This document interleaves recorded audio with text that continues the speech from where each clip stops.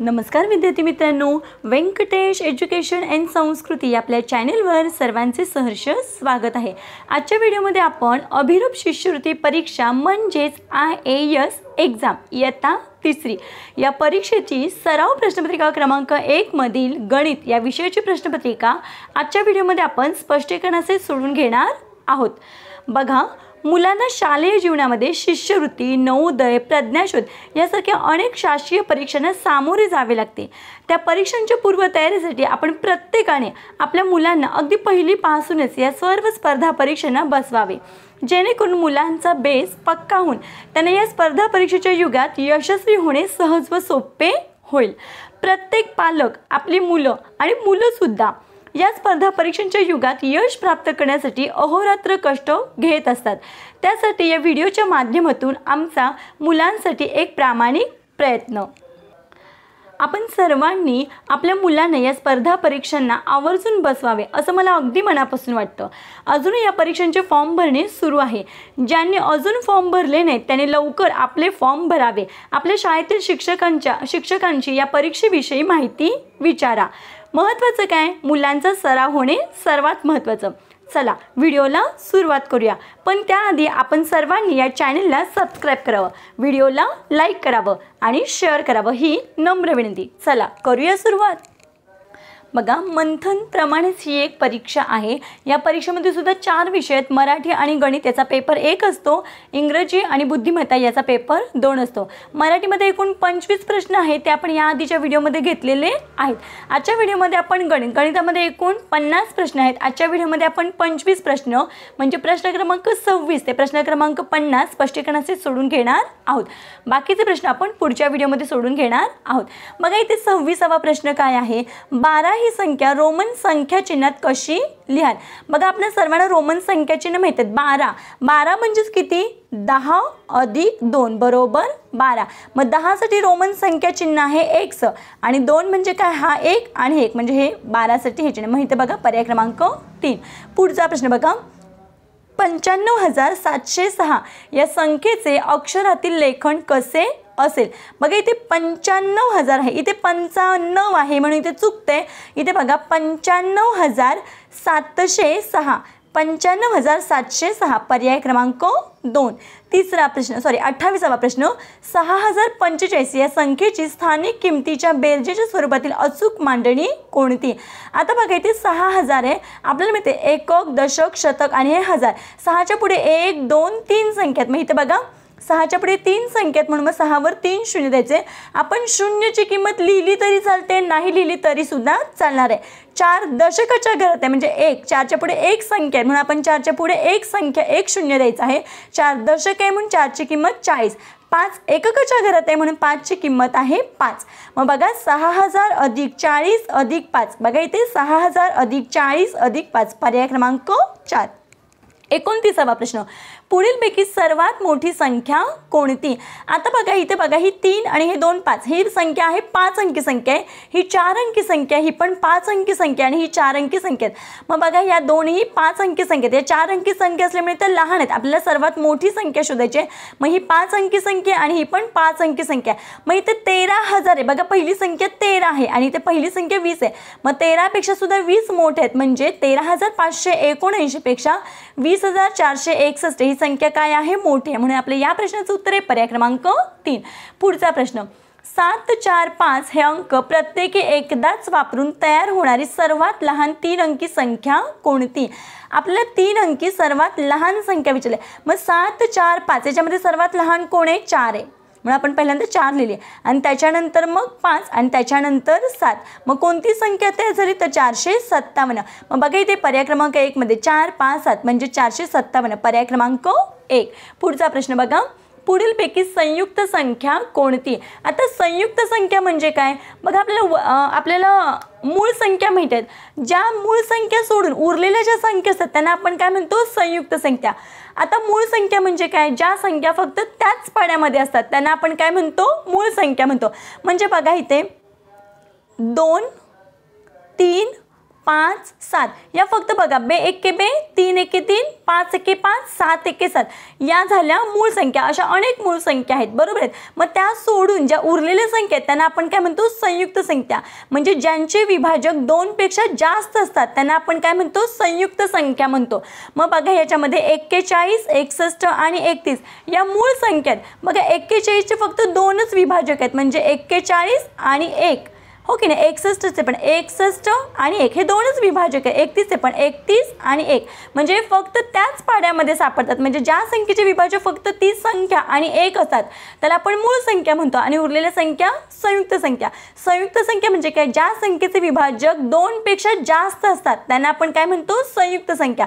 मग 51 ही संयुक्त संख्या आहे, कारण 51 ही अनेक पाड्यांमध्ये आहे म्हणून ही संयुक्त संख्या कोणती आहे तर पर्याय क्रमांक 2 51। पुढचा प्रश्न, 1 ते 100 पर्यंतच्या संख्येत सर्वाधिक वेळा येणारा अंक कोणता। आता बघा इथे छोटीशी एक नोट डाऊन लक्षात ठेवायचं आहे। 1 ते 100 या अंकांमध्ये 1 हा अंक 21 वेळा येतो, 0 हा अंक 1 हा अंक 21 वेळा, 0 हा अंक 11 वेळा येतो आणि 2 ते 9 हे अंक 20 वेळा येतात। हे आपण लक्षातच ठेवायचं की 1 21 वेळा येतो, 0 11 वेळा येतो आणि 2 ते 9 हे अंक 20 वेळा येतात। मग आपल्याला काय विचारलं की सर्वाधिक वेळा येणारा अंक कोणता। मग या सर्वांमध्ये 1 हा 21 वेळा येतो, म्हणजे जास्त वेळा येणारा अंक कोणता आहे तर 1 पर्याय क्रमांक 3। पुढचा प्रश्न, 4508 अधिक 1294 बरोबर किती। बघा यांची बेरीज करायची आहे, यांची आपण आडवीच बेरीज करूया। बघा इथे 4 अंकी संख्या, ही पण 4 अंकी संख्या आहे। मग इथे बघा 8 एकक आणि 4, मग 8 आणि 4 बरोबर किती 12, हातचाला आला 1 तो आपण इथे डोक्यावर ठेवूया 9च्या। मग 9 आणि 1 10, 10 आणि 0 10, इथे 0 परत हातचाला आला 1 इथे घेऊया। मग 2 आणि हा हातचा 1 3, 3 आणि 5 8, मग इथे लिहिले 8 आणि 1 आणि हे 4 किती आले 5। मग उत्तर किती आले आपलं 5802। मग बघा इथे 5802 पर्याय क्रमांक 4। 34वा प्रश्न, पुस्तकाचा 4/15 भाग सोमवारी व 7/15 भाग मंगळवारी वाचला तर पुस्तकाचा किती भाग वाचला। बघा आता 4/15 भाग सोमवारी वाचला आणि 7/15 भाग मंगळवारी वाचला। छेद समान आहे तर पुस्तकाचा किती भाग वाचला विचारले, किती एकूण विचारलं की नाही। मग एकूण म्हणजे काय बेरीज। आपल्याला माहिती आहे आता अपूर्णांकांचा जर छेद समान असेल तर आपण काय करतो बेरीज करतो की. मग या सगळ्यांचं या दोघांचा पण छेद समान आहे म्हणून छेद एकदाच लिहून घेतला. मग 4 + 7 बरोबर किती 11. मग किती आलं उत्तर 11/15. तर पुस्तकाचा 11/15 भाग वाचला. मग 11/15 कुठे पर्याय क्रमांक 3 मध्ये. पुढचा प्रश्न 200 सेंटीमीटर अधिक 3 मीटर बरोबर किती. बघा 1 मीटर बरोबर 100 सेंटीमीटर हे सूत्र आपल्याला माहिती आहे. आता इथे 200 सेमी दिले आणि इथे मीटर दिले म्हणून आपण या मीटरचंच काय केलं सेमीमध्ये कन्वर्ट करून घ्यायचं आहे. मग इथे बघा हे 200 सेमी आहे तसं अधिक 3 मीटर. 1 मीटर म्हणजे जर 100 सेंटीमीटर तर 3 मीटर बरोबर किती 300 सेंटीमीटर बरोबर आहे. बरोबर किती मग आपल्याला माहिती आहे 200 अधिक 300 बरोबर किती 500 सेमी आलं. आता इथे बघा खाली पर्याय नाहीच आहे 500 सेमी पण आपल्याला माहिती आहे 1 मीटर बरोबर जर 100 सेंटीमीटर असेल तर 500 सेंटीमीटर बरोबर किती 5 मीटर. मग बघा इथे 5 मीटर पर्याय आहे पर्याय क्रमांक 3. पुढचा प्रश्न बघा सकाळी 8:10 भरलेली शाळा दुपारी 1:05 सुटली तर शाळा किती वेळ चालू होती. बघा सकाळी 8:10 शाळा भरली ते दुपारी किती वाजता सुटली शाळा 1:05. आता बघा 8:10 झालेली आहेत बरोबर आहेत. आता आपल्याला माहिती आहे 1 तास म्हणजे 60 मिनिटं म्हणजे अजून 50 मिनिटानंतर या घड्यामध्ये किती वाजणार आहेत 9 वाजतील बरोबर आहे. किती बघा 10 आणि हे 50 बरोबर 60 मिनिटं होतात हो की नाही म्हणजे 60 हो की नाही. म्हणजे आपल्याला माहिती आहे 60 मिनिटं म्हणजे 1 तास म्हणजे अजून जर 8:10 झालेत अजून 50 मिनिटांनी या घड्यामध्ये किती वाजतील 9 वाजतील. किती वाजतील 9 वाजतील 50 मिनिटांनी. आणि बघा या 1:05 शाळा सुटली बरोबर आहे. मग हे 5 मिनिटं ते आपण या 50 मिनिटामध्ये काय करूया ॲड करूया म्हणजे एकूण मिनिटं किती झाले 55 मिनिटं झाले. ही बरोबर 55 मिनिटं. आता या घड्यामध्ये वाजलेत 9 मग 9 वाजलेत हो की नाही. मग 9 पासून आपण 1 पर्यंत आता मोजूया. 9च्या नंतर बघा इथे 10 10च्या नंतर 11 11च्या नंतर 12 आणि 12च्या नंतर 1, कारण 1 वाजून 5 मिनिटांनी शाळा सुटते. आपण 5 मिनिटं इथे ॲड केलेत आणि 8 वाजून 10 मिनिटं ते 8 वाजून म्हणजे 9 पर्यंत आपण मिनिटं घेतलेत 50. मग 50 अधिक 5 बरोबर 55. आणि हे 1 2 3 4 म्हणजे मग किती वेळ शाळा सुरू होती? 4 तास 55 मिनिटं. मग बघा 4 तास 55 मिनिटं. पर्याय क्रमांक 2. 37वा प्रश्न, पुढीलपैकी सर्वात लहान अपूर्णांक कोणता? बघा या सगळ्यांचा छेद समान आहे. मग इथे 8 आहे, 12 आहे, 21 आहे आणि 7 आहे. मग या सर्वांमध्ये लहान कोण आहे? तर 7 लहान आहे. म्हणून मी इथे लहान अपूर्णांक आहे 7/25. पर्याय क्रमांक 4. पुढचा प्रश्न, एप्रिल महिन्यात 11 तारखेला शनिवार असल्यास त्याच महिन्यात कोणता वार 5 वेळा येईल? बघा इथे दिलेली माहिती काय आहे? एप्रिल महिन्यात 11 तारखेला शनिवार आहे, तर त्याच महिन्यात कोणता वार 5 वेळा, म्हणजे 11 एप्रिलला वार कोणता आहे? शनिवार आहे. आपल्याला माहिती आहे की एप्रिल महिना किती दिवसांचा आहे? 30 दिवसांचा आहे. मग आपलं सूत्रच आहे, नियमच आहे, 30 दिवसांचा जर महिना असेल तर 1 आणि 2 तारखेचा वार 5 वेळा येतो. मग 11 एप्रिलला बघा इथे 11 एप्रिलला कोणता वार आहे? शनिवार आहे. बरोबर आहे, 11 एप्रिलला वार आहे शनिवार. मग आपण आता 7 दिवस काय करूया? मागे जाऊया. बरोबर आहे, कारण 7 दिवस मागे जाऊया, कारण आपल्याला 1 आणि 2 तारखेचा वार काढायचा आहे. मग 11तून 7 गेले तर राहिले 4. 11तून 7 गेले तर राहिले 4, म्हणजे 4 तारखेला सुद्धा कोणता वार आहे? शनिवार. मी 7 का वजा केले तर आपण काय करायचं आहे? 7 दिवस मागे, आठवड्याचे वार असतात 7. मग 11तून 7 वजा केल्यावर 4 तारीख येते, म्हणजे 11 तारखेला शनिवार आहे. मग आदला शनिवार कोणत्या तारखेला होता? तर 4 तारखेला पण शनिवार आहे. मग आपल्याला 1 आणि 2 तारखेचा वार काढायचा. मग बघा ही 4 तारखेला आहे शनिवार, मग त्याच्या आधीची तारीख 3 तारीख, त्याच्या आधी 2 तारीख आणि त्याच्यात आधी 1 तारीख. मग शनिवारच्या आधी वार आहे शुक्रवार, शुक्रवारी आहे 3 तारीख, शुक्रवारच्या आधी वार आहे गुरुवार, गुरुवारी आहे 2 तारीख आणि बुधवार, बुधवारी आहे 1 तारीख. मग आपल्याला 1 आणि 2 तारखेचा वार 5 वेळा येतो हे माहिती आहे. मग 1 आणि 2 तारखेला वार बुधवार आणि गुरुवार आहे. मग कोणत्या बघा इथे गुरुवार आहे, बुधवार नाही आहे पण गुरुवार आहे. मग बुधवार आणि गुरुवार हे 2 वार 5 वेळा येतात. मग इथं उत्तर आहे आपलं गुरुवार. म्हणून त्याच महिन्यात गुरुवार हा वार 5 वेळा येणार आहे. आपलं उत्तर आहे पर्याय क्रमांक 1. पुढचा प्रश्न, 235 रुपये रकमेत 20 रुपयांच्या जास्तीत जास्त किती नोटा असतील? बघा अशा वेळी काय करायचं आहे? आता 235ला 20ने भागून घ्यायचं आहे. बघा 20 एके 20, 23मधून 20 गेले, बाकी आले 3, वरून घेतले 5. 20च्या पड्यामध्ये 35 नाही आहेत, म्हणून परत 20 एके 20, वजाबाकी केली, बाकी आली 15. मग जास्तीत जास्त किती नोटा येतील? तर 11, कारण हे वर 15 रुपये सुट्टे राहणार आहेत. बरोबर आहेत. मग जास्तीत जास्त किती नोटा? तर किती येणार आहेत? 11. पर्याय क्रमांक 4. पुढचा प्रश्न बघा, पुढीलपैकी विशाल कोण कोणता? बघा पहिला आहे तो असा आहे, म्हणजे त्यालाच काय म्हणतो आपण? काटकोन, 90 अंशाचा काटकोन. आणि याच्यापेक्षा 90पेक्षा जो लहान आहे त्याला आपण लघुकोन म्हणतो. हा पण लघुकोन आहे. आणि हा बघा 90पेक्षा सुद्धा जास्त आहे, मग याला आपण काय म्हणतो? विशाल कोण. पर्याय क्रमांक 3. पुढचा प्रश्न, असत्य विधान कोणते? त्रिकोणाला 3 शिरोबिंदू असतात, हे बरोबर आहे. चौरसाच्या 4ही बाजू सारख्या असतात, हे सुद्धा बरोबर आहे, कारण चौरसाच्या 4ही बाजू सेम असतात. त्रिकोणाला 3 शिरोबिंदू असतात, हे सुद्धा करेक्ट आहे. आयताचे 4ही कोण काटकोण असतात. बघा हा आयत आहे, त्याचे 4ही कोण काटकोण आहेत, हा प्रत्येक कोण काटकोण आहे. त्रिकोणाचे 3ही कोण लघुकोण असतात, हे चुकीचं विधान आहे, कारण बघा त्रिकोण असा सुद्धा असू शकतो. बरोबर आहे. मग बघा हे 2 लघुकोण आहेत आणि हा कसा आहे? काटकोण आहे. म्हणून हे काय त्रिकोणाचे 3ही कोण लघुकोण असतात, हे विधान कसं आहे? असत्य. म्हणून आपल्या या प्रश्नाचं उत्तर आहे पर्याय क्रमांक 4. पुढचा प्रश्न, आयताची परिमिती 100 सेंटीमीटर व रुंदी 15 सेमी असल्यास लांबी किती? बघा इथे आयताची परिमिती आपल्याला दिलेली आहे 100 आणि आयताची परिमिती दिलेली आहे 100 आणि रुंदी दिलेली आहे 15. लांबी आपल्याला माहित नाही, आपण काढून घ्यायची. मग आयताच्या परिमितीचं सूत्र वापरायचं. आयताच्या परिमितीचं सूत्र काय? 2 लांबी अधिक रुंदी. मग बघा 2चे इथे 2, आयताची परिमिती आपल्याला माहिती आहे 100, म्हणून आपण तिथे लिहून घेऊया 100. लांबी माहित नाही आहे म्हणून आपण लेंथ आहे तसं लिहूया. बिड्थ म्हणजे रुंदी, रुंदी आपल्याला किती दिलेली आहे? 15 दिलेली आहे, आपण लिहून घेतली. आता काय करायचं? हे 100 हे 2 इथे गुणाकाराच्या रूपात आहेत, मग ते जर बरोबर चिन्हांच्या इकडे आले तर इथे काय होणार आहेत? भागिले 2 होणार आहेत. बरोबरचे इथे बरोबर, लेंथ प्लस बिड्थ. लेंथ म्हणजेच लांबी. आता बघा इथे आपण भाग घालवू शकतो. बे 1 बे, बे 5 10 आणि बे 0 0. मग उत्तर किती आले? इथे 50 आलं. बरोबर, लेंथ प्लस 15 रुंदी।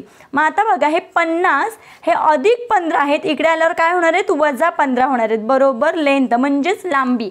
आता 50 मधून 15 वजा केले तर बाकी किती राहते 35, म्हणून मग लांबी किती आलेली आहे आपली तर 35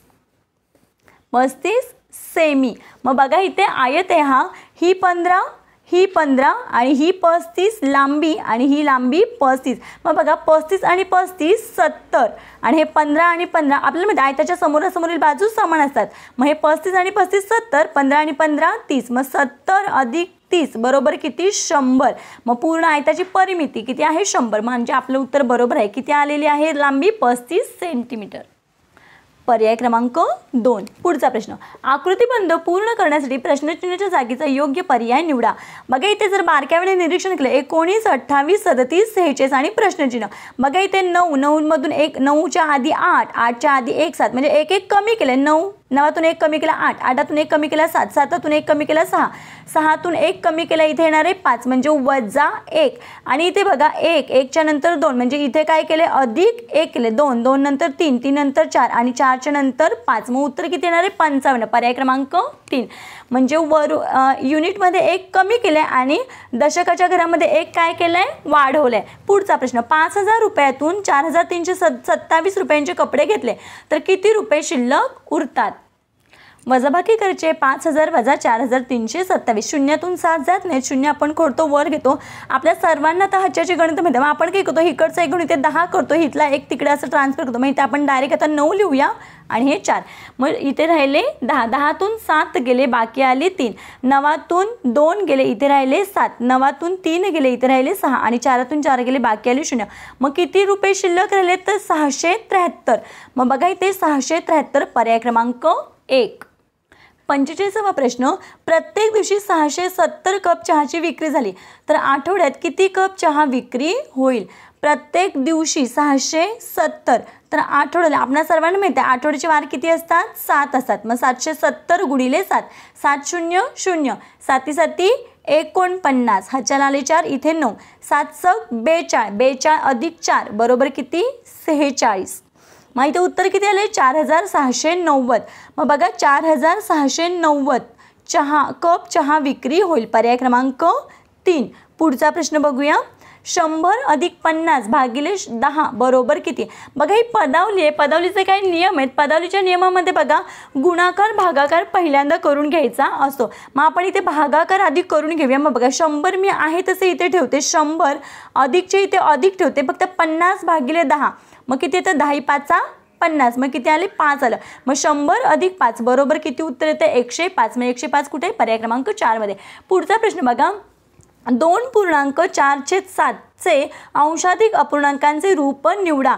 आता नेहमी इथे लक्षात ठेवायचं असं असल्यावर आपण काय करायचं छेदाने या पूर्ण संख्येला गुणायचं, म्हणजे बघा 7 गुणिले 2 बघा 7 गुणिले 2 अधिक 4 आणि छेद आहे तसाच ठेवायचा आहे 7। मग बघा 7 दुने 14 अधिक 4 आणि हे छेद 7 14 अधिक 4 बरोबर किती येतात 18 18/7। मग बघा इथे 18/7 पर्याय क्रमांक 2। 48वा प्रश्न, 99ला पुढीलपैकी कोणत्या संख्येने पूर्ण भाग जात नाही। तर इथे बघा 11 9 99 म्हणजे 11ने याला पूर्ण भाग जाणार आहे।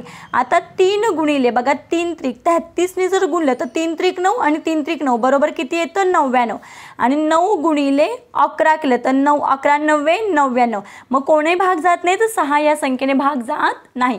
पुढचा प्रश्न, 9809 वजा 212 बरोबर किती। आता बघा इथे 9तून 2 गेले तर बाकी किती राहते 7 राहते, शून्यातून 1 जात नाही, आपण इथे हातचा घेतो 10 झाले इथे राहिले 7 कारण इथला हातचा। बघा इथे 9तून 2 गेले बाकी आली 7, शून्यातून 1 जात नाही, शून्य करतो वर घेतो, 8तला 1 हातचा इथे घेतला इथे राहिले 7, 10तून 1 गेले इथे राहिले 9, 7तून 2 गेले इथे राहिले 5 आणि हे 9/9 मग किती आलं उत्तर 9597। मग बघा इथे 9597 पर्याय क्रमांक 3। 20 ते 30 पर्यंतच्या समसंख्यांची बेरीज केली। आपल्याला माहिती आहे समसंख्या म्हणजे काय, ज्या संख्येच्या एकक स्थानी 0 2 0 2 4 6 8 हे अंक असतील त्यांना आपण काय म्हणतो समसंख्या म्हणतो। मग आता आपल्याला 20 ते 30 विचारलं म्हणजे 20 सुद्धा घ्यायचं आहे आणि 30ही घ्यायचे, मग एवढे सगळे काय निघाले समसंख्या। मग यांची जर आपण बेरीज केली तर यांची बेरीज किती येते 150। मी इथे बघा पर्याय क्रमांक 2. आजच्या व्हिडिओमध्ये आपण 50पर्यंत प्रश्न स्पष्टीकरणाचे सोडून घेतलेले आहेत. आशा करते आपल्या सर्वांना व्हिडिओ आवडला असेल. आवडल्यास व्हिडिओला लाईक करा, शेअर करा, सबस्क्राईब करा. व्हिडिओ कसा वाटला ते कमेंटमध्ये नक्की सांगा. थँक्यू.